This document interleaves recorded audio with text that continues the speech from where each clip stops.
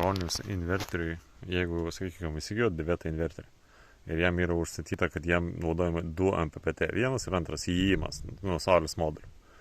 Ir jisai visada meta klaidą, kad neranda antro įėjimo MPPT.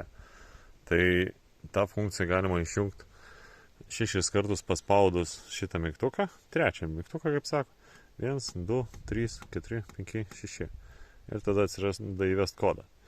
Tai suvedam kodą 2, spaudžiam OK, 2, spaudžiam OK, suvedam 7, spaudžiam OK, suvedam 4, spaudžiam OK, suvedam 2 ir spaudžiam 2 kartus OK, parodom mirksį ir patvirtinam.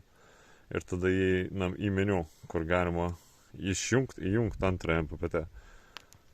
Tai šitoje vietoj spaudžiam OK, dar kartą OK ir galim įjungti, išjungti. Kadangi šį čia yra tik tai vienas įėjimas, aš jį padarau off.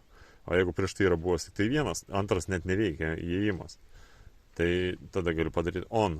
Nu, tiesiog tą funkciją įsijungia, išsijungia, kad nemestų klaidos, o jeigu tik tai vienas anksčiau yra buvęs naudojamas įėjimas, tai antras net nedirbs. Tai todėl reikia įjungti tada tokiu atveju. Čia šita funkcija.